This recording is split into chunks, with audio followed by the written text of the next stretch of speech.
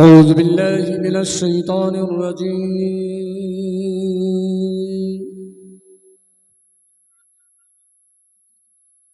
بسم الله الرحمن الرحيم.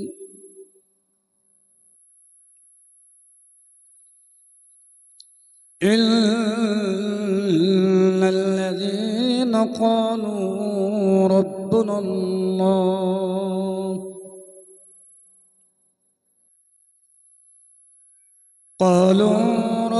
الله ثم استقاموا تتنزل عليهم الملائكة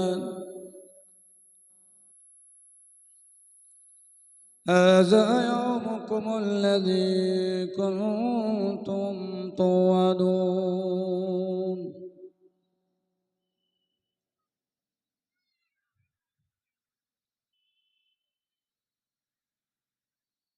إلا الذين قالوا ربنا الله ثم استقاموا تتنزل عليهم الملائكة ألا تخافوا ولا تحزنوا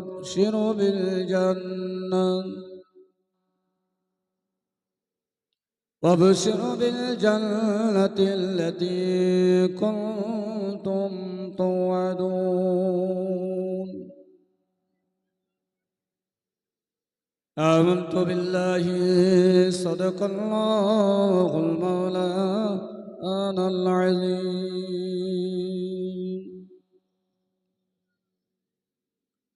الحمد لله نحمده ونستعينه ونستغفره ونؤمن به ونتوكل عليه ونعوذ بالله من شرور أنفسنا ومن سيئات أعمالنا. من يهده الله فلا مضل له ومن يضلله فلا هادي له. ونشهد أن لا إله إلا الله وحده لا شريك له. ونشهد أن سيدنا ونبينا وحبيبنا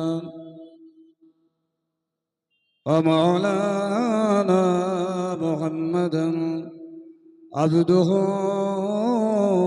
ورسوله.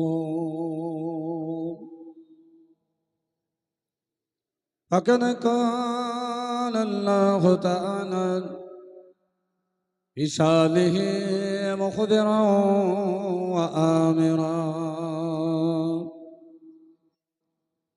إن الله وملائكته يصلون على النبي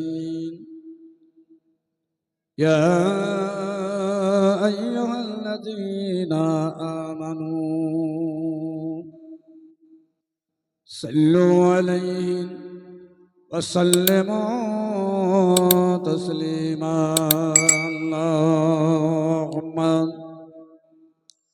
صل على سيدنا مولانا محمد وعلى آل سيدنا.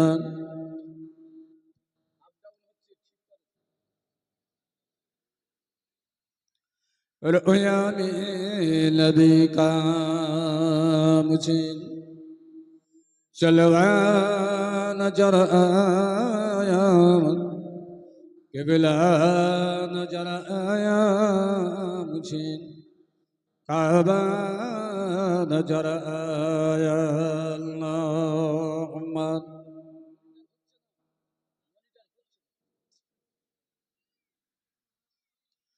مولانا محمد وعلى آل سيدنا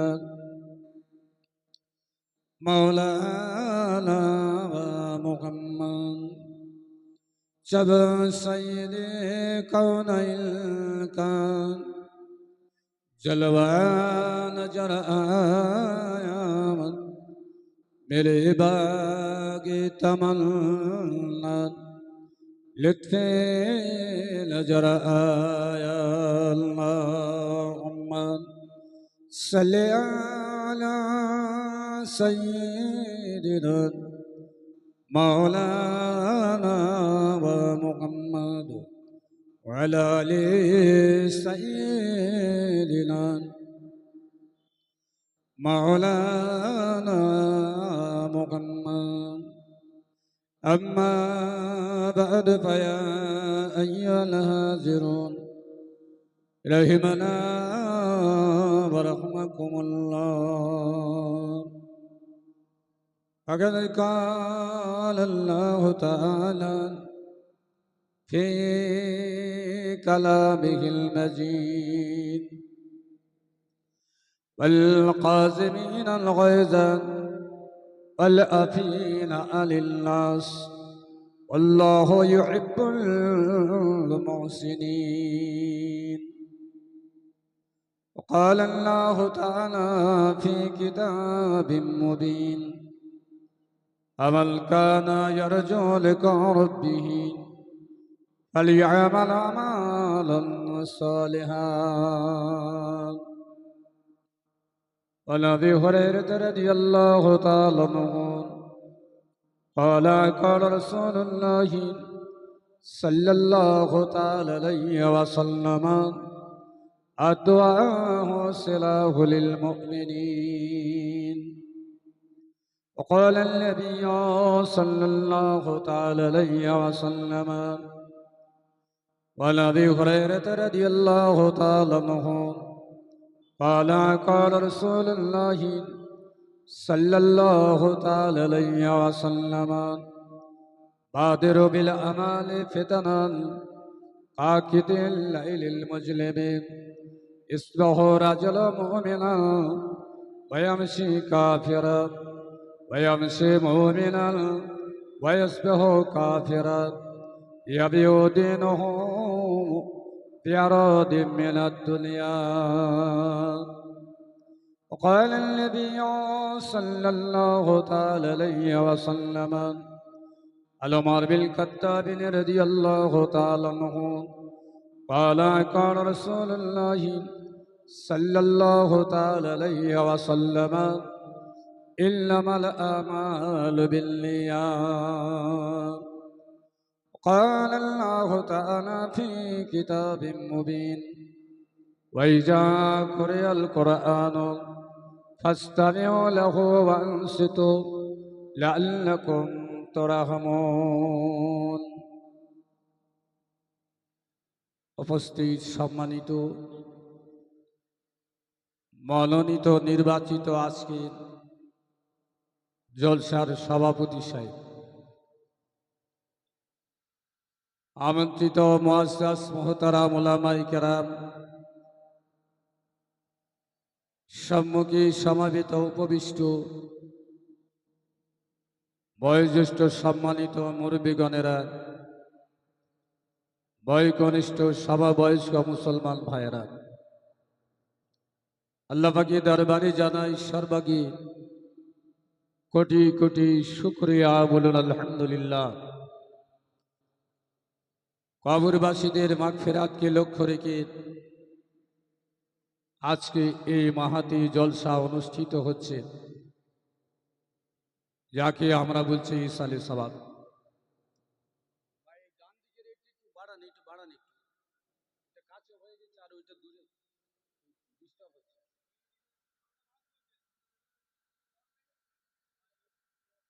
অনেক দূরে হয়ে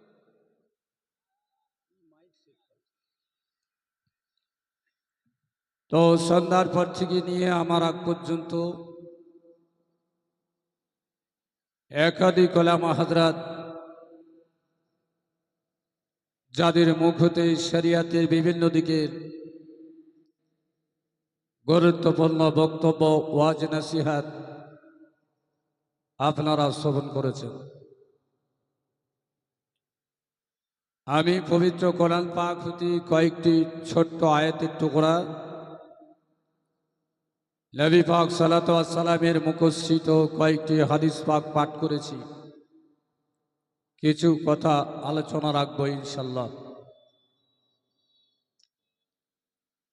জলসা শোনার এবং বসার উপযুক্ত পরিবেশ এবং সুন্দর মজলিস,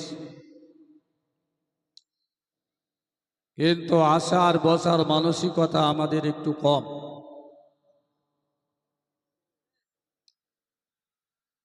কেন এই জলসা, কিসের জন্য?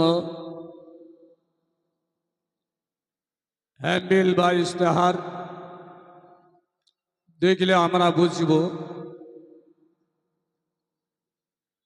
ঈসা আলী সাহেবের মজলিস, অর্থাৎ আমাদের পিতা মাতা ভাই বোন সন্তান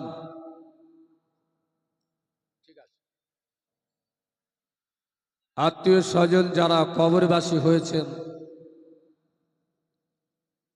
নীরবে যারা ঘুমিয়ে পড়েছে আর কোনোদিন ফিরে আসবে না, দেখতে পাবো না,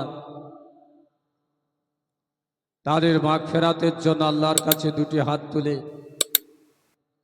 আমরা দোয়া চাইব। সেই মজলিস হলো এটা। পক্ষান্তরে বর্তমান যে পরিস্থিতি, সময় চলছে, মানুষ বিভিন্ন দিক হতে চিন্তিত, যার কারণে অনেকেই এই মজলিসে আসা বসার চিন্তা ভাবনা করতে পারছে না। যে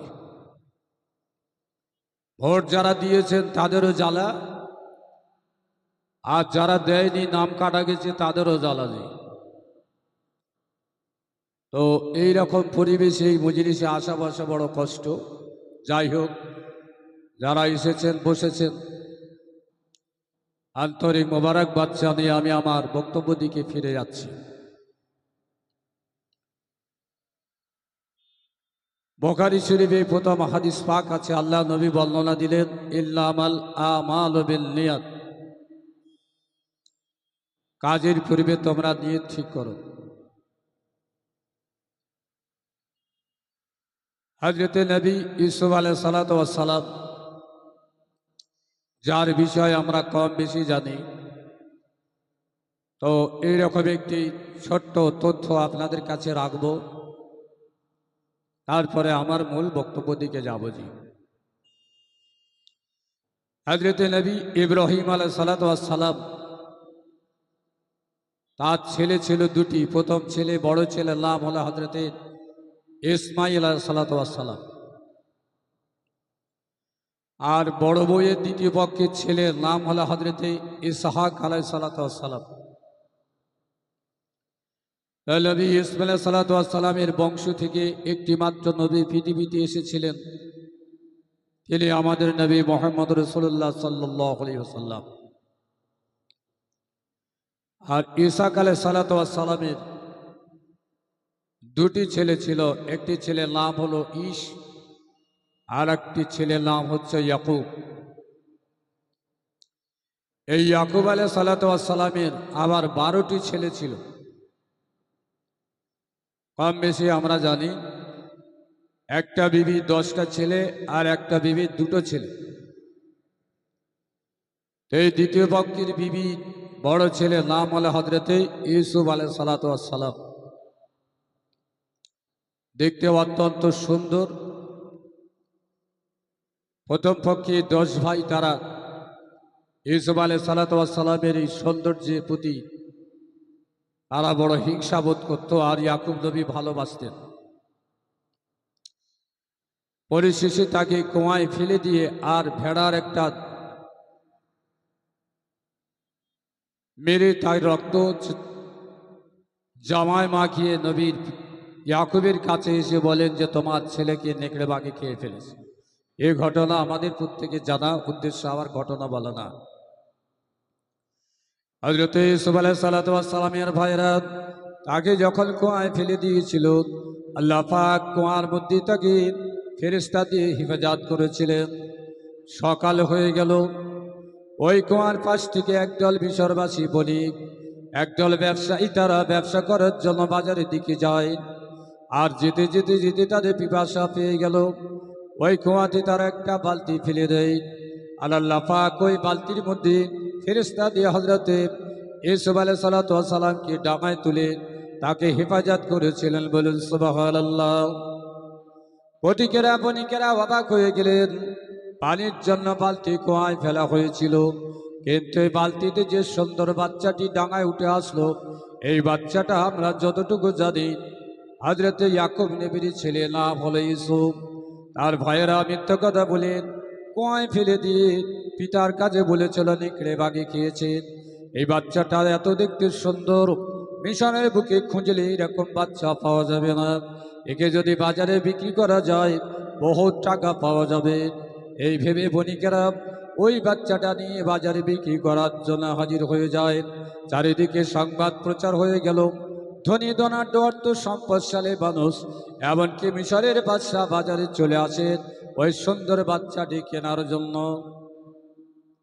একটি বুড়ি মেয়ে ছেলে সংবাদ পেয়ে দৌড়াতে দৌড়াতে আর বাজারের দিকে চলেছে, হাতে তার ছেলে একটি থলি। ওদিকেরা বলতে থাকলেন, বুড়িমা কোথায় চলে যাচ্ছ, তোমার হাতে থলি কেন আছে? বুড়ি বললেন, আমি শুনেছি বাজারে ইউসুফকে বিক্রি করার জন্য হাজির করা হয়েছে, আমি তাই বুড়ি নিয়ত করেছি ওই বাচ্চাটাকে যদি কিনতে পারা যায়। ওদিকেরা বললেন, বুড়িমা এতক্ষণ হয়তো ইউসুফ বিক্রি হয়ে গেছে, কিন্তু ইউসুফ কেনার জন্য তোমার কি টাকা পয়সা আছে? বুড়ি বললেন, আমি এত গরিব, আমার কোনো টাকা পয়সা নয়, তবে দুপুরে খাবার হিসাবে কিছু আটা ছিল, সেই আটা দিয়ে আমি রুটি বানাতাম। এই আটা নিয়ে আমি বাজারে যাচ্ছি, যদি ইউসুফকে কিনতে পারা যায়। পথিকেরা হাসে আর বলে, বুড়িমা ইউসুফ এত বিক্রি হয়ে গেছে, কিন্তু আটার বিনিময়ে তো ইউসুফকে কিনতে পারা যায় না। ওই বুড়ি মেয়ে ছেলে বলেছিল, হে পথিকেরা শোনো, তোমাদের কথা ঠিক, আটার বিনিময়ে ইউসুফকে কিনতে পারা যাবে না, তবে আমার একটা স্বচ্ছ নিয়ত আছে। কিয়ামতের মাঠে আল্লাহ পাক যখন মিশরবাসীকে তুলবেন হিসাবের জন্য, আর আল্লাহ পাক চিৎকার করে বলবেন, হে মিশরবাসীরা, আমার নবীকে যখন বাজারে বিক্রির জন্য হাজির করা হয়েছিল, তোমরা কে কেনার জন্য খরিদ্দার হয়েছিল বলো? হযরতে ইউসুফের কেনার জন্য কে তোমরা খরিদ্দার হয়েছিল বলো? সেই সময় আমি আল্লাহর দরবারে হাজির হয়ে বলব, আল্লাহ আমি ইউসুফকে কেনার জন্য খরিদ্দার হয়েছিলাম। আল্লাহ পাক আমার ওই নিয়ত কবুল করে যদি আমি ইউসুফকে কিনতে পারিনি, আখিরাতে নবী কেনার খরিদ্দার হিসাবে আমাকে জান্নাত দান করে দেবেন। বলুন সুবহানাল্লাহ। আলে বুড়ির উদ্দেশ্য কি ছিল? গরিব হতে পারি, কিনতে না পারি, কিন্তু আমার নিয়ত ছিল ইউসুফের কেনার খরিদ্দার হব আখিরাতের মাঠে। তাহলে এই স্বচ্ছ নিয়ে তাকে আল্লাহ মুক্তি দেবেন, এই বিশ্বাস তার ছিল। তাহলে আমরা দুনিয়াতে অনেক মজলিসে বসছি, অনেক অনেক জায়গায়, তো কিছু সময়ের জন্য যদি দিনের মজলিসে এসে বসি, তাহলে আখিরাতের মাঠে আল্লাহর কাছে বলতে পারবো, আল্লাহ আমি একদিন তোমার দিনের মজলিসে বসেছিলাম, হয়তো আল্লাহ এই বসাটুকে কবুল করে নিতে পারেন। তাই যারা বাজারে বাড়িতে আশেপাশে আছেন, অনুরোধ করবো অন্তত এই মজলিসে আসার জন্য। আর না আসারও কারণ আছে, এখন সব শ্রোতাদের কিছু ভাগ আছে, ভাই জানে শ্রোতা, বাপ জানে শ্রোতা, দাদু জানে শ্রোতা, বিভিন্ন বক্তার বিভিন্ন শ্রোতা, কিছু ভাগ ভাগ আছে জি। এর জন্য সময়ের দিকে লক্ষ্য রেখে তারা আসবেন নিশ্চয়ই। আল্লাহ আমাদের আশা এবং বসার তৌফিক দান করেন। সবাই বলুন আল্লাহুম্মা আমিন। আর এখানে ক্যাসেট হচ্ছে নাকি? হচ্ছে না তো? তাও অনুরোধ করবো জি। আমি ক্যাসেট করি না, ছবি তুলি না, অনেকে চুরি করে তোলে, সেটা জবাব আল্লাহর কাছে দেবে, আমি এটা পক্ষপাতিত্ব না জি। তো এবার আমি ফিরে যাচ্ছি, আমি যে আয়াত পড়েছি কোরআন পাক হতে, সে আয়াতের উপরে কিছু বর্ণনা বিভিন্ন ক্যাসেট, বক্তৃতা, ফেসবুক, ইউটিউব এইসব ওয়াজ শুনে আরে মজলিসে আসার আমাদের আর ভালো লাগে না। আবার অনেক সময় অজু থাক আর না থাক, রাস্তায় চলতে, ঘরে, দোকানে এইটুক ছেড়ে দিয়ে আমরা ওয়াজ শুনতে শুনতে ঘুমিয়ে পর্যন্ত যাই। তো আল্লাহ পাক পবিত্র কোরআন পাকে ঘোষণা দিয়েছেন,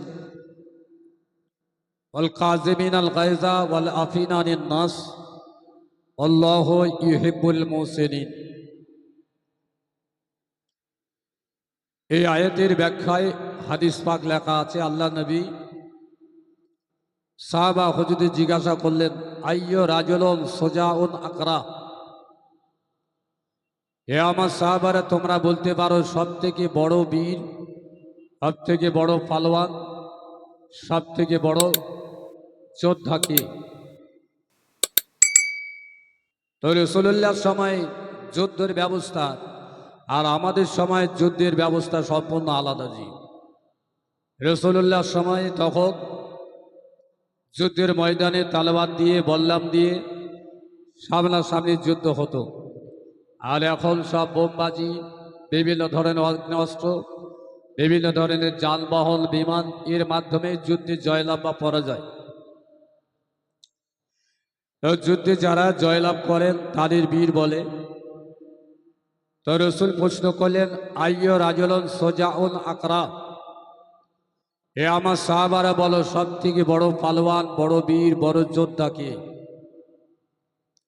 সাহাবা হুজুরা বলে, ইয়া রাসূলুল্লাহ, হাবিবাল্লাহ, যুদ্ধের ময়দানে যে সৈনিক, যুদ্ধের ময়দানে যে যোদ্ধা তার শত্রুকে হত্যা করে, কতল করে, পরাজিত করে, অথচ সে নিজে আহত হয় না, সেই হচ্ছে বড় যোদ্ধা, বড় পালোয়ান। রাসূল বললেন, না ওয়ালাকিন্নাল্লাহ সাবান ইয়ামলিকু নাফসাহু ইনদাল গাযাব সুজাউল আকরাত। এ আমার সাহাবীরা, তোমরা বললেন যুদ্ধের ময়দানে যে যোদ্ধা শত্রুকে পরাজিত করে, সে অন্যকে আহত করে, নিজে আহত হয় না, সে পরাজিত হয় না, জয়লাভ করে, সেই হলো বড় যোদ্ধা। কিন্তু আমার বিচারে সেই হচ্ছে বড় যোদ্ধা যে অত্যন্ত রাগের সময় রাগটা দমন করে, রাগের কারণে সে প্রতিশোধ গ্রহণ করে না, সে হচ্ছে বড় যোদ্ধা। আল্লাহ রাসূলের ভাষায় বড় যোদ্ধা কে? রাগের সময় রাগ দমন করে যে প্রতিশোধ গ্রহণ করে না, সেই হচ্ছে বড় যোদ্ধা।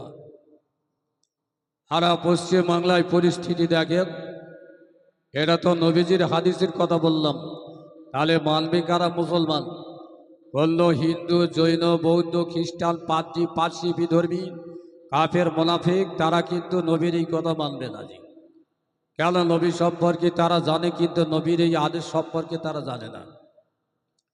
তাহলে জানবে কারা, মানবে কারা? মুসলমান। কিন্তু এখন পেপার, পত্রিকায়, নেটে চোখ রাখলে দেখা যায় রাগ দমন তো দূরের কথা, পুরানো রাগ কেন্দ্র করে কে কত প্রতিশোধ নিতে পারে তার একটা প্রচেষ্টা চলছে। তার একটা প্রচেষ্টা চলছে, কে কত প্রতিশোধ নিতে পারে। হযরতে হুসাইন রাদিয়াল্লাহু তাআলা আনহু, রাসূলুল্লাহর কলিজার টুকরা হযরতে হুসাইন রাদিয়াল্লাহু তাআলা আনহু, তিনি এক সময় ওযু করতে বসেছেন, আর তার বাড়িতে একটা দাসী মেয়ে, কাজের মেয়ে ছেলে ছিল। ওই মেয়ে ছেলেটি পাথরের একটা বদনাই করে পানি নিয়ে আর তিনি খেদমত করছেন, হুজুরের হাতে তিনি পানি দিচ্ছেন ওযু সহযোগিতার জন্য।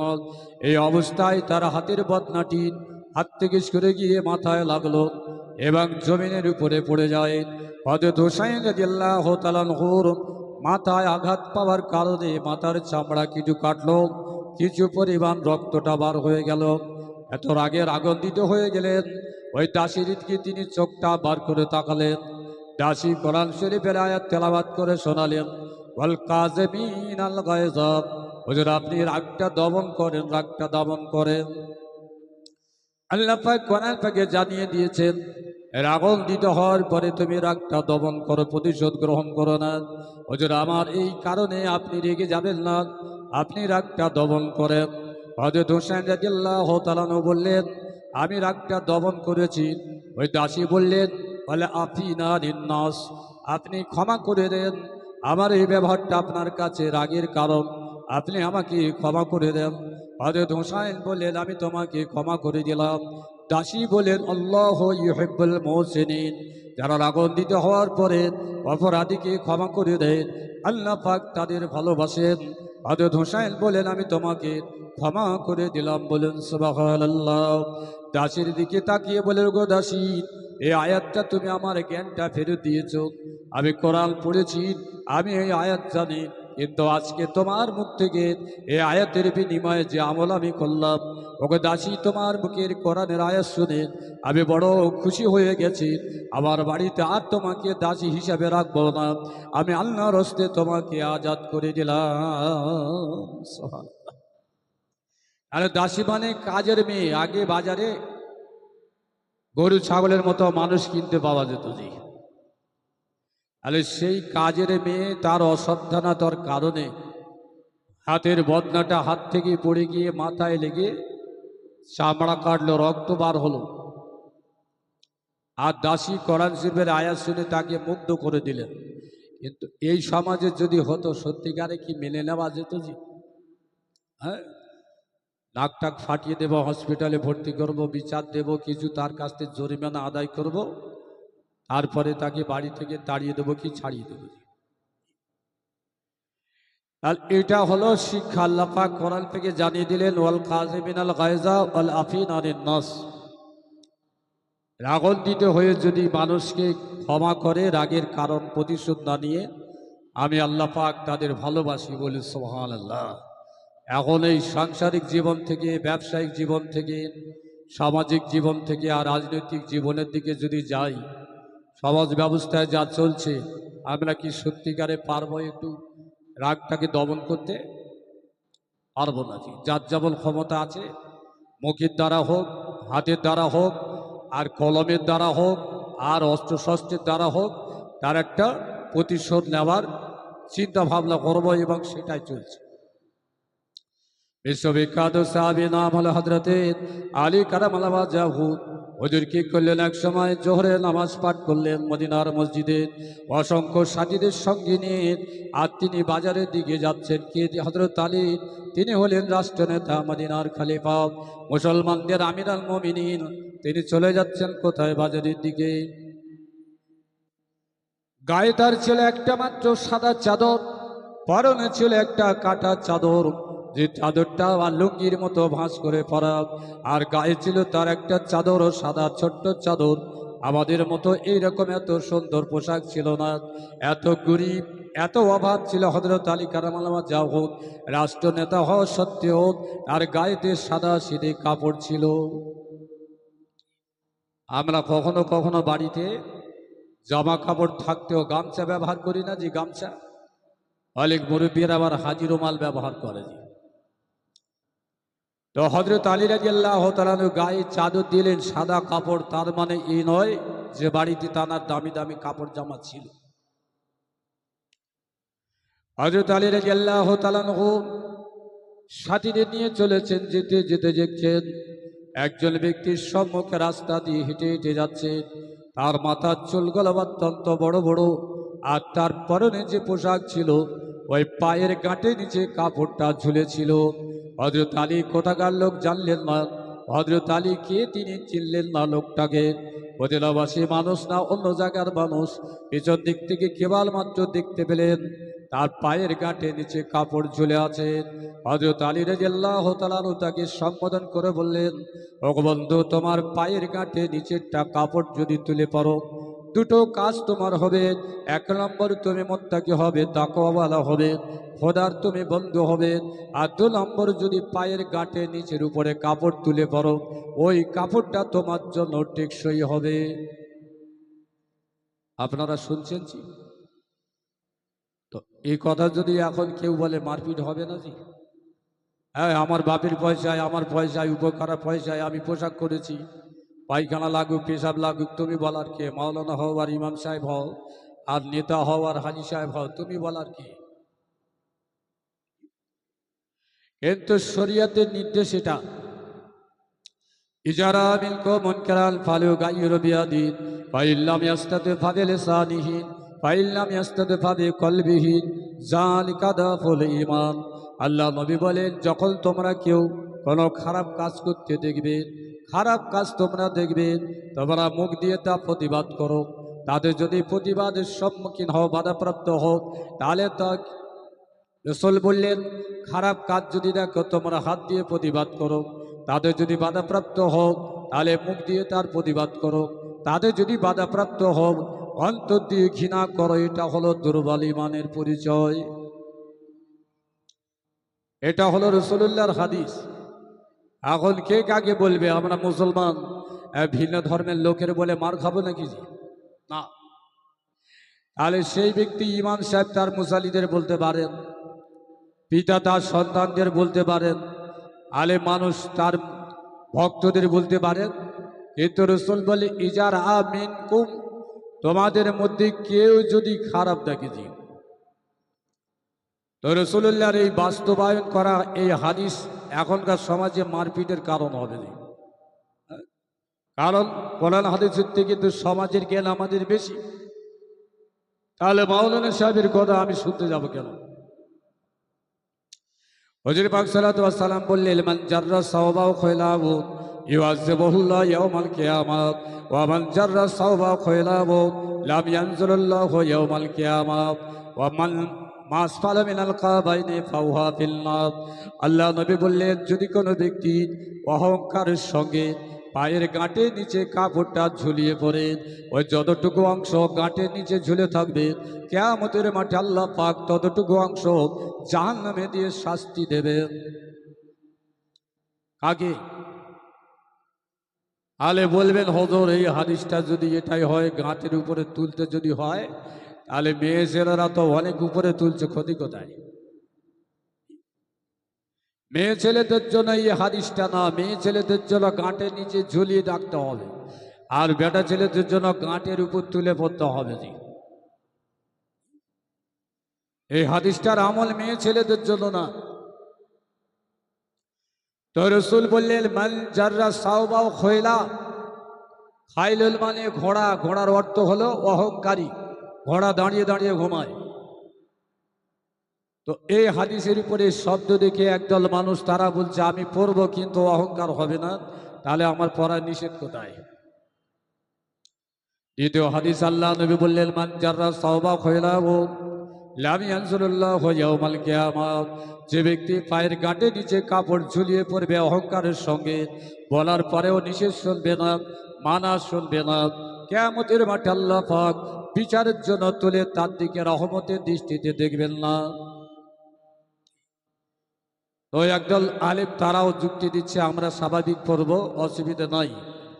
কিন্তু ফতোয়া দারুল উলুম দেওবন্দের মধ্যে মসলা পরিষ্কার লিখেছেন, মুসলিম শরীফে হাদিস পাক, মাসফালা মিনাল কাবাইনি ফাহুয়া ফিন্নার। ইচ্ছা করে হোক, অনিচ্ছা সত্ত্বে হোক, অহংকার হোক আর অহংকার ছাড়া হোক, গাঁটের নিচে কাপড় ঝুলে থাকলে সেটুকি জাহান্নামে দিয়ে শাস্তি দেওয়া হবে। আমাদের এলাকায় হয়তো মসজিদে লেখা নেই, কিছু কিছু জায়গায় আছে সুইচ অফ মোবাইল, মোবাইল বন্ধ করো, তথাপি নামাজে দাঁড়িয়ে টুকটুক করে গান শোনা যায়। কেন? বলছে অসাবধানতায়, মনে নেই, কি করব। কিন্তু প্রত্যেক মুসলমান জানে মসজিদে বাজানো চলে না, তবু চলে। আর তবলিগ জামাতের মসজিদে, কলকাতার দিকে মসজিদে আরেকটা কথা বাড়িয়ে লেখা আছে, পায়ের গাঁটের উপরে কাপড় তুলে নামাজ পড়ো। তাহলে গাঁটের উপরে কাপড় তুলে নামাজ পড়া শরীয়ত সম্মত, হাদিস পাকি এসেছে। গাঁটের নিচে কাপড় ঝুলিয়ে কাপড় পরা হলো হারাম। নামাজ পড়তে পড়তে যদি ঝুলে যায় তাহলে নামাজটা হবে মাকরুহে তাহরিমি। তো হজরতে আলী কারামাল্লাহ যাও এই হাদিসের দিকে লক্ষ্য রেখে লোকটার দিকে বললেন, তোমার পায়ের গাঁটের নিচে কাপড় তবে উঁচু করে পড়ো। দুটো কাজ হবে, একদিকে তাকওয়া হবে, খোদার বন্ধু হবে, আর 2 নম্বর তোমার কাপড়টা টেকসই হবে। এখন যে সময় চলছে, যত ঝাপটে পরা যায় তত ভালো, তো নাকি? হ্যাঁ, আপনি বলার কি, বললে কি মানবে? মানবে না। তারা সপ্তাহে ঢাড্ডায় কাজ করে একটা মাস পয়সা জোগাড় করে ঈদের সময় পায়জামা কিনেছে, আর মাওলানা সাহেব তোমার কথা শুনে গাঁটের উপর তুলে পড়তে হবে, এটা মানানসই হয়? হবে না। 2 নম্বর হযরত আলী কি বললেন? হে বন্ধু, আমি দেখতে পাচ্ছি তোমার মাথার যে চুল আছে, এই চুলগুলো মেয়ে ছেলেদের মতো বড় বড়। যদি তুমি চুলটা সুন্দর করে কাটো তাহলে রাসূলুল্লাহর সুন্নাত আদায় হবে। আমাদের সমাজে চুল কাটাই এখন এই মোরগ ছাট আর মালসা ছাট। মোরগ ছাট বোঝেন? কানের কোল থেকে কুড়িয়ে কুড়িয়ে তুলে ওই উপরের দিকে যা কিছু আছে। আর একটা হলো মালসা ছাট, মানে চারিদিকে সমান। এসব ওই ক্রিকেটার ফুটবলার এরাই চুল কাটছে, আর যুবকরা দেখে দেখে সেই রকম ছাড়ছে। জি, তাহলে চুল কাটার ভিতরে নেকি আছে, আবার চুল কাটার ভিতরে গোনাহ আছে যদি রাসূলুল্লাহর সুন্নাতের খেলাফ হয়। এখন ইমাম সাহেব যদি এই কথা বলে, মারপিট হবে না? হবে না? জি, আমরা তো বছরে একদিন জলসা হয়তো বলি, আর ইমাম সাহেবরা প্রতি সপ্তাহে বলছে। জি, তাহলে কে চুল কাটবে, কি কি কাপড় পরবে, ইমাম সাহেব বললে মানবে? মানবে না।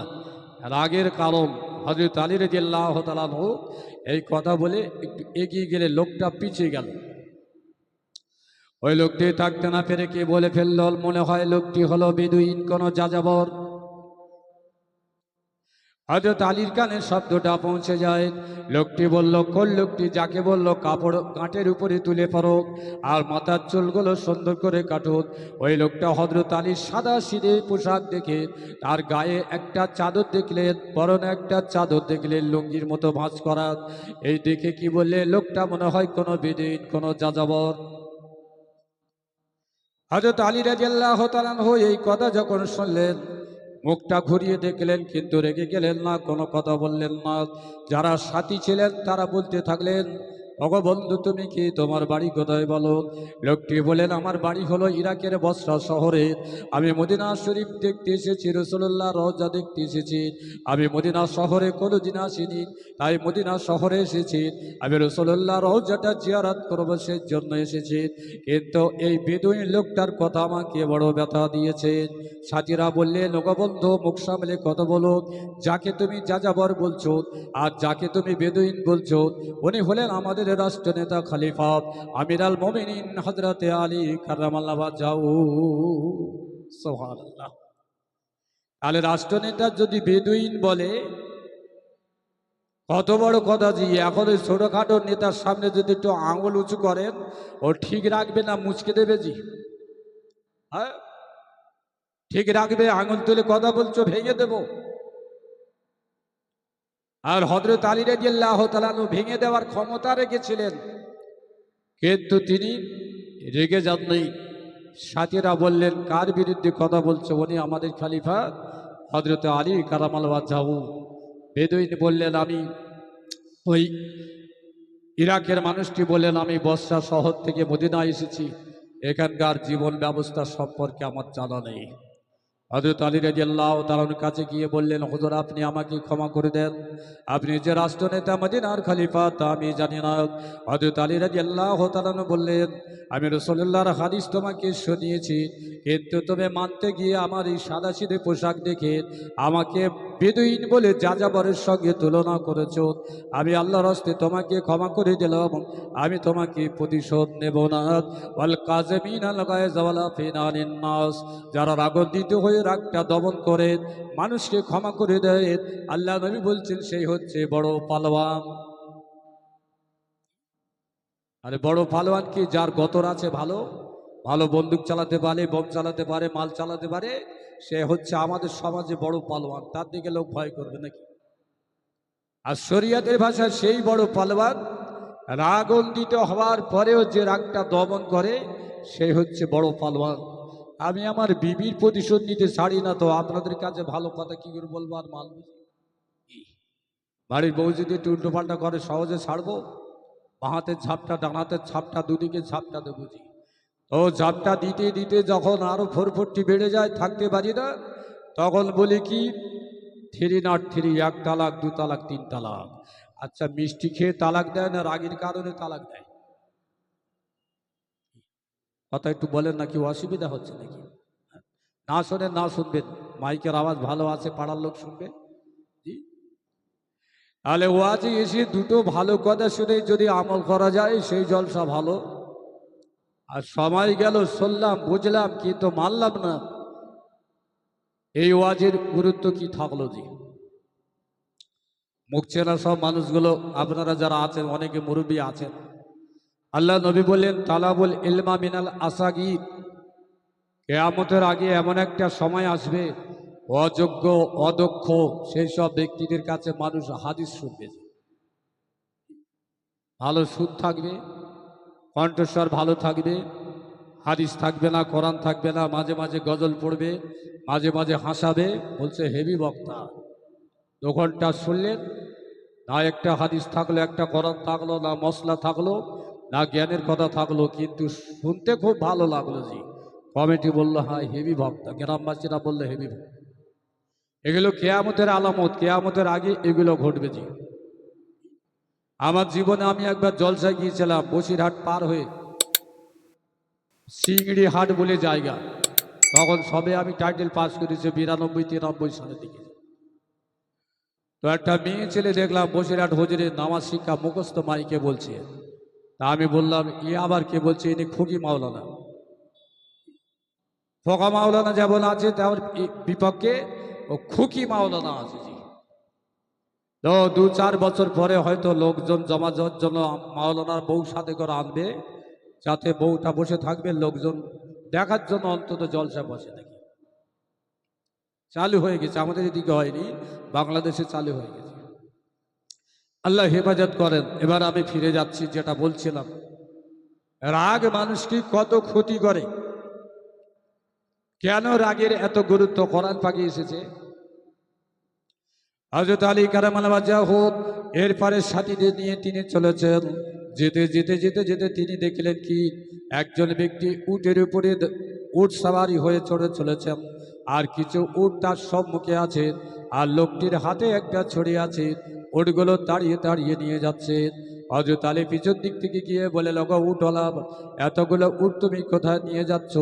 উটওয়ালা বললেন, আমি একজন বাইরের মানুষ, মদিনার বুকে নাম করা উটের বাজার আছে, মদিনাবাসীরা উট কিনতে ভালোবাসে, আমি তাই উট বিক্রি করার জন্য বাজারে যাচ্ছি।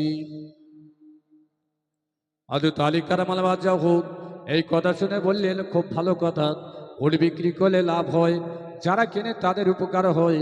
তবে বন্ধু, তুমি উট বিক্রি করার সময় মিথ্যা কথা বলে, মিথ্যা কসম দিয়ে উট বিক্রি করতে পারবে না। মিথ্যা কথা মাল বিক্রি হয় বটে, কিন্তু মিথ্যা কথা বিক্রি করলে আল্লাহ রহমত হয় না। মিথ্যা কথায় মাল বিক্রি হয়, কিন্তু মিথ্যা কথায় আল্লাহ রহমত হয় না। উটওয়ালা রেগে গিয়ে বললেন, আপনার এই কথার কোনো দাম নাই, মাল হলো আমার, আমি মাল বিক্রি করব কিভাবে সেটা আপনার জ্ঞান দিতে হবে না। হযরত আলী বললেন, রাসূলুল্লাহর হাদিস আছে, লা মুকাদিআতুল ফিল বাইত, বেচা কেনার মধ্যে তুমি ধোঁকা দিতে পারবে না। লোকটি বললেন, আমার বিষয় আপনার নাক গলাতে হবে না। সাথীরা বললেন, হে উটওয়ালা, তুমি বিদেশি মানুষ, মুখটা সামলে কথা বলো, ইচ্ছা করলে তোমাকে মদিনার বাজারে যাওয়ার আগে আটকে দিতে পারি। লোকটি বললেন, কিসের কারণে? হযরত আলীর সঙ্গে সাথীরা বললেন, এই যে বাজারে নিয়ে যাচ্ছে উট বিক্রি করতে, ওই উটের বাজারের মালিক যিনি, তিনি আমাদের খলিফা রাষ্ট্রনেতা, তিনি হচ্ছেন হযরত আলী, যিনি আপনাকে বলছেন উটগুলো বিক্রি করার সময় মিথ্যা কথা বলো না। আর তাকে তুমি বললে নাক গলাতে হবে না, খবরদার খবরদার, খলিফার সামনে বিয়াদবি করো না। লোকটা উট থেকে নেমে হযরত আলী দুটো হাতটা জড়িয়ে ধরে বললেন, আপনার এই সাদা সিধে পোশাক দেখে আমি তো মনে করেছিলাম আপনি একজন যাযাবর, আপনি বাজারে উট কিনতে যাচ্ছেন, তাই রাস্তায় আমাকে শাসানির কথা বললেন, কিভাবে উট বিক্রি কথা হবে শিক্ষা দেওয়ার জন্য বললেন। আমি সেই জন্য আপনাকে বলেছি আমার কথায় আপনার নাক গলাতে হবে না। হযরত আলী বললেন, আমি রাসূলুল্লাহর হাদিস তোমাকে শুনিয়েছি, কিন্তু তুমি আমাকে অগ্রাহ্য করেছ।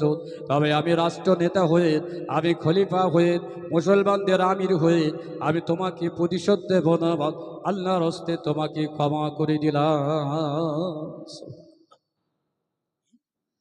এখন কোরবানির গরু সব উড়িষ্যার দিক থেকে আসছে, আর রাস্তায় আটকাচ্ছে কেন? বলছে আমরা জিতে গেছি, আমরা জিতে গেছি, আমরা মোল্লা গরু খাবে, তাই রাস্তায় আটকে দেওয়া হচ্ছে জি। তো আপনারা বলুন, এটা রাষ্ট্রের জুলুম অত্যাচার না এটা মানবতা? এই জেতা লোকের আবার কিছু লোক ভালো বলছে জি। এই জেতা লোকের আবার কিছু লোক ভালো বলছে। এই কান ধরে উঠবোসটা বাকি আছে জি, সেটাই শুরু হবে।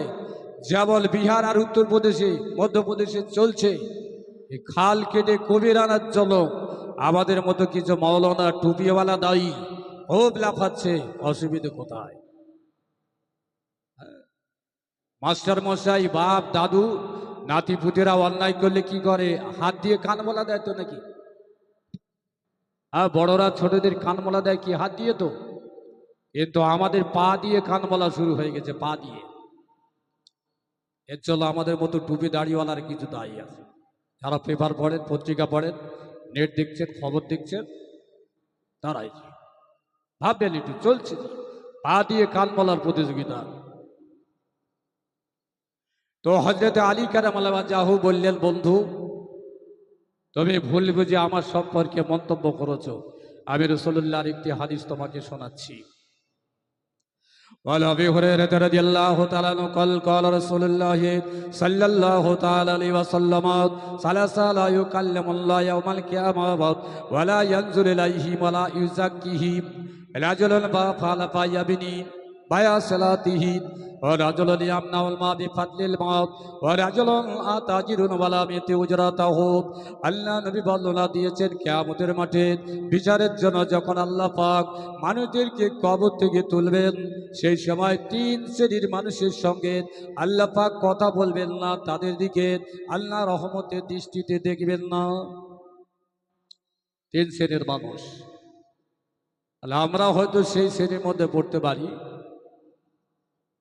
আমি এখন এই ধরুন আশেপাশে গ্রামের ছেলে এসেছি, কমিটি আমাকে দাওয়াত করেছে, সবাই দেখছেন হুজুর এসেছে বক্তব্য দেওয়ার জন্য, কিন্তু কেউ বলে না হুজুর একটু বসেন, চা খান, তারপরে সময় হলে উঠবেন। কেউ বলে না আধ ঘন্টা 1 ঘন্টা দাঁড়িয়ে থাকার পরেই আমি কি বাড়ি চলে যাব, না থাকবো, কম যখন সময় দেবে তখন জলসা করব। যারা দাওয়াত করলে কথা বলে না, বসতে বলে না, নাস্তা দেয় না, তাহলে আমি কতক্ষণ থাকতে পারি? অবশ্যই ফিরে যাব তো নাকি? তাহলে আখিরাতের মাঠে যদি আল্লাহ পাক বিচারের জন্য তুলে আজ না দেখেন, না কথা বলেন, কোথায় পালিয়ে যাবেন বলেন? পালানোর জায়গা থাকবে? বলবেন মাওলানা আখিরাত বিশ্বাস করলে তবে তো আমাদের জন্য ভয়ের কারণ। আমরা তো আখিরাত বিশ্বাস করি না, দুনিয়া বিশ্বাস করি। যতদিন বাঁচবো লালা লাপ্পা চালাবো, আখিরাত কি আবার? তো নবীজি বললেন, সালাসা লা ইউকাল্লিমুল্লাহ, তিন শ্রেণীর মানুষের সঙ্গে আল্লাহ কথা বলবেন না। তাহলে বান্দাদের সাথে আল্লাহ কথা বলবেন। ওয়ালা ইয়ানজুর ইলাইহিম, তাদের দিকে দেখবেন না। এই তিন শ্রেণীর মানুষ কারা? রাজুলুল বাআ সিলাতি ফাহলাফা বিয়ামিনিহি, মাল বিক্রি করার সময় যখন কসম দিয়ে মাল বিক্রি করে। আমি বললে রাগের কারণ হবে, রেগে যাবেন, কিছু যায় আসে না। পয়সা তো কমিটি দেবে, শ্রোতারা দেবে কি? দেবে না। আমরা তো পয়সার জন্য ওয়াজ করি, শরীয়ত বাঁচানোর জন্য ওয়াজ করি না। যদি শরীয়ত বাঁচানোর জন্য ওয়াজ করতাম, তাহলে আমরা কসাইখানায় নাম দিতাম না, আমার ভিজিট 20,000, 25,000, 30,000, 40,000, 50,000। আমরা এই কসাইখানায় নাম লেখাতাম না জি, কষার মতো। যদি শরীয়তের বাণী আমরা পৌঁছে দিতাম, উপায় করার জন্য আজ কসাইয়ের খাতায় নাম দিয়েছি। তো হযরতে আবু হুরায়রা থেকে হাদিস, আল্লাহ নবী বললেন, যে ব্যক্তি কসম দিয়ে মাল বিক্রি করে অথবা কিনে, কিয়ামতের মাঠে আল্লাহ পাক তার দিকে লক্ষ্য করে দেখবেন না। বোঝানোর জন্য বলছি, ধরুন এখন আমাদের এখানে পাইকারি বাজার কোথায় আছে? ভোসা নাকি? আর কোথায়? দাঁড়িয়া খোলার বাজার। তো খোলার বাজার পাইকারি বাজার আছে, আশেপাশে কড়াই, বিন কড়াই, আপনার পুঁই শাক, বেগুন, চিচিঙ্গা, যত রকম মাল সব হয়। তো খোলার বাজারে পাইকারি বিক্রি করতে যায়। খরিদ্দার হচ্ছে না বাগানি, আর যিনি কিনছেন তিনি হচ্ছে না। বলছে কত করে মাল? সে 100 টাকা পাল্লা। বলছে 50 পাল্লা মাল দাও। তাহলে কত দাম হবে? 5,000 নাকি? 100 টাকা করে হলে 5,000। তো মাল বিক্রি করলো কোথায়, বড় বাজারে হোক, খিদিরপুর হোক, আর অন্য বাজার হোক, বিক্রি করলো। পরের দিন ফিরে এসে বলছে, আল্লাহর কসম বাজার খারাপ ছিল, তুই 80 টাকা করে দাম নিবি। যারা মাল নিয়ে যায় তাদের জিজ্ঞেস করেন এসব ঘটে কিনা। আর কিনলো 100 টাকা, দেওয়ার সময় দিচ্ছে 80 টাকা কসম দিয়ে। বাজারে যদি 400 টাকা পাল্লা বিক্রি হয়, তাহলে বাগানির বলবে আমি 400 টাকা বিক্রি করেছি, 100 টাকা দাম ছিল, তুমি 150 টাকা দাও। পৃথিবীতে এরকম ব্যাপারই খুঁজে পাবেন না। তাহলে কসম দিয়ে যে মাল কেনে, 2 নম্বর, হাট পুকুর পোলে মাল বিক্রি হচ্ছে, আলু ঢেলে বিক্রি হচ্ছে কত, 12 টাকা 12 টাকা 12 টাকা। এখন আমার মতো একজন মলি সাহেব গিয়ে বলছে আলু কত, আল্লাহর কসম 14 টাকা বিক্রি করছিলাম, তুমি 12 টাকা দাও। এতে বিক্রি করছিল 12 টাকা, তাহলে কসম খেলো কেন? জানে গিয়ে হুজুর লোক মাল নিলে পয়সা কম দেবে, সেই জন্য 12 টাকা বিক্রি হচ্ছিল, বললো খোদার কসম 14 টাকা হচ্ছিল, তুমি 12 টাকা দাও। আমি হুজুর লোক, আমার মান সম্মানে হয়তো 2 টাকা কম দিতে পারে, সেই জন্য কসম দিল। এগুলো ঘটে বাজারে। তো রসুল্লাহ বললেন কসম দিয়ে মাল বিক্রি করা, মাল কেনা, কিয়ামতের মাঠে আল্লাহ তাদের দিকে দেখবেন না। 2 নম্বর, রাজুলুন আতা আজিরুন আলাম ইয়াতি উজরাতাহু, যে লোকটি মানুষকে খাটিয়ে আর খাটানোর পরে তার পয়সা দেওয়া হয় না। সারাদিন খাটলো, সন্ধ্যাবেলা পয়সা চাইলো, 1000 টাকার নোট, 500 টাকার নোট, এই বাহানা দিয়ে কালকে আসবি, পরশুদিন আসবি, এই করে করে গরিব লোকের চপ্পল ছিঁড়ে যা, চোখের পানি পড়ে, কিন্তু পয়সা দেওয়া হয় না। এখন যদিও কথা বলা শিখেছে মানুষ, আগেকার সময় এইভাবে ঘটত।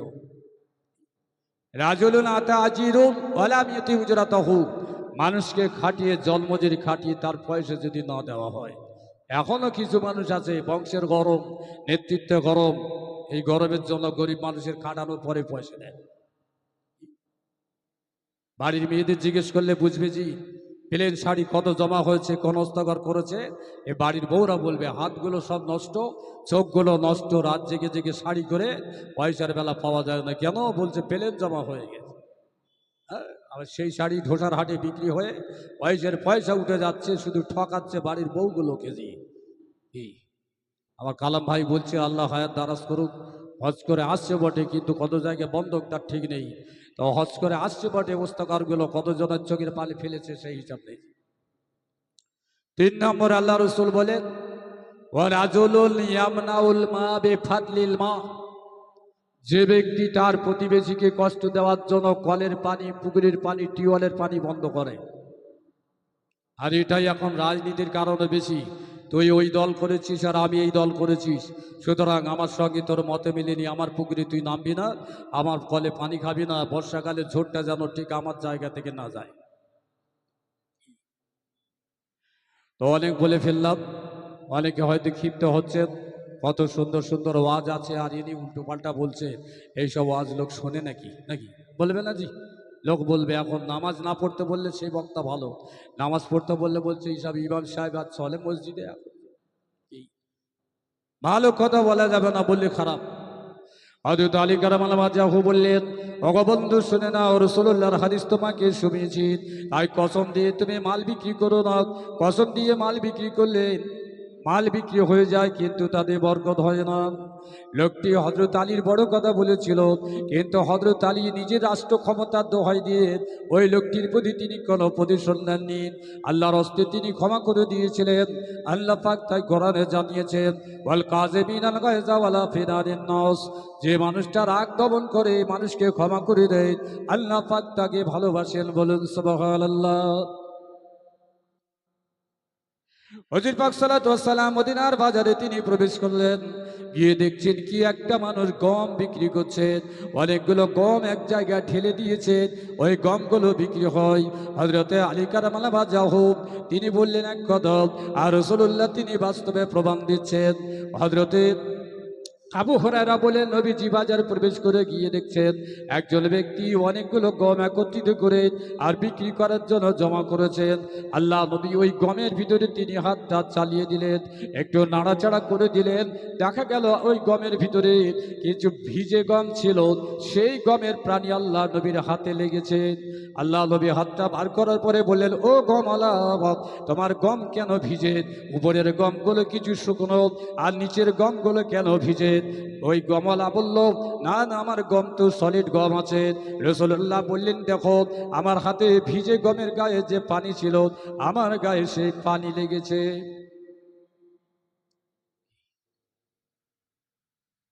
গম ভিজে, এই ভিজে গমের উপরে শুকনো গম দিয়ে বিক্রি করতে এসেছে কেন?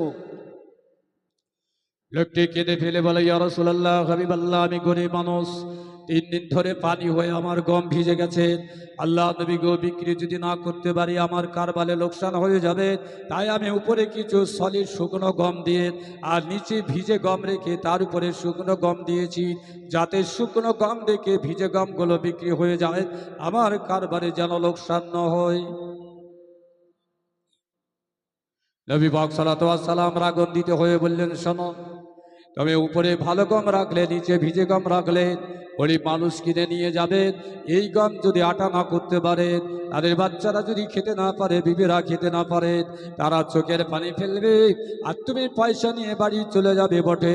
কিয়ামতের মাঠে আল্লাহর দরবারে যখন বিচারের জন্য উঠবে, সেদিন তুমি জবাব দিতে পারবে না। কিরামান কাতিবিনা ইয়ালামুনা মা তাফালুন, তোমার 2 কাঁধে 2টো ফেরেশতা আছে, কিরামান কাতিবিন, তুমি যা কাজ করছো তারা তা লিপিবদ্ধ করে রাখছে। আপনারা শুনছেন, এই জলসাটা প্রথম, আর প্রথম বছর এইরাম ওয়াজ করলে পরের বছর আমার দাওয়াত হবে। পানিতে যা বুড়ে গেছে ধান, একটু শুকিয়ে বিক্রি করার চিন্তা ভাবনা করবেন। আর খুব তাড়াতাড়ি বস্তা ভর্তি করে আর ধান গলায় তুলে দেবেন। ও গলাওয়ালা হয়তো বুঝবে না, বস্তা কিন্তু 5 কিলো বেশি নিয়ে চালিয়ে দেবে বটে, কিন্তু আপনার অন্তরে বিচার খোদার কাছে হবে আখিরাতের মাঠে। জি, তাহলে এই জন্য তোমার দাওয়াত হয় না। রবি সাহেব, তোমার দাওয়াত কমে গেছে। কিছু লোক চার দোকানে বলে, রবি সাহেবের দাওয়াত কমে গেছে। যাই হোক, পরিবারা হুজুরদের গাড়ি বন্ধ হয়েছে, তো আমার গাড়ি বন্ধ হয়নি কেন? আমি 60,000 টাকা 70,000 টাকা দাবি করি না জি, আমার গাড়ি চলছে, মেদিনীপুর চলছে জি। এই ভোটের জন্য 2টো ক্যান্সেল হয়ে গেছে। মুসলিম পাড়া 40 ঘর মুসলমান আর 400 হিন্দু জি, সব বিজেপি, পারমিশন দেয়নি থানায়। তো যাই হোক, এসব ভিতরে কথা বলা না ভালো। ভালো কথা দুটো বলছি, ছেলে হিসাবে শুনবেন। যদি আমল করতে পারি কমিটি সওয়াব পাবে, আমি সওয়াব পাবো, আর আপনারাও সওয়াব পাবেন জি। আর যদি অমান্য করে, সে বিচার আমাদের করার ক্ষমতা নেই, আল্লাহ করবেন জি। হযরত আলী কারামাল্লাহ যাও, এরপরে এগিয়ে চললেন। যেতে যেতে যেতে দেখলেন কি, হযরত আলী কারামাল্লাহ যাও দেখলেন মাছ বাজার পড়েছে, মাছ বাজার। ওই মাছ বাজারে ভিতরে তিনি প্রবেশ করে বলতে থাকলেন, ও মাছলা ভাইরা, শোনো শোনো, তোমরা ওই মায়ে তাফি বিক্রি করো না। মায়ে তাফি মানে বাংলায় বলে পচা মাছ। মাছ পচে কখন? মরে যাওয়ার পরে পানির তলে যায়, তারপরে আস্তে আস্তে ভেসে ভেসে উপরে ওঠেছি। যে মাছ যত পচে তত ভাসে, আর কানগুলো সব সাদা হয়ে যায় নাকি। এখন এই মাছ হাত দিলে দেখবেন 1 ফুট ডিপ হয়ে যাবে যদি বড় মাছ হয়। ফতোয়া বলছে খাওয়া যাবে না, হাদিস বলছে খাওয়া যাবে না, বাড়ির বউরা ফতোয়া দেবে বলছে তিতো করে খাওয়া যাবে, ফেলে দেওয়া যায়। হ্যাঁ, তিতো করে খাওয়া যাবে, শরিয়ত বললো যেটা খাওয়া যাবে না। বাড়ির বউরা মুক্তি হয়ে গেল, বলছে আমরা ভাগ করে খাবো, তোরা না খাস না। আল্লাহ নবী বলেন, মালকা হল বাহার ওয়ামা জাজার ওয়ালিল মাইত ওয়ামা মাতা ফি ওয়াতবান ফালা তাকুল। নবী পাক সাল্লাল্লাহু আলাইহি সাল্লাম বললেন, নদীতে যখন জোয়ার আসে, ওই জোয়ার আসার পরে যদি কোনো মাছ পাড়ে ধাক্কা খেয়ে ডাঙায় ওঠে, তারপরে মাছটা যদি মারা যায়, ওই মাছটা খাওয়া যাবে। পানির মাছ ডাঙায় উঠে যদি মরে যায়, খাওয়া যাবে। মালকা হল বাহার ওয়ামা জাজার ওয়ালিল মাইত ওয়ামা মাতা ফি ওয়াতবান।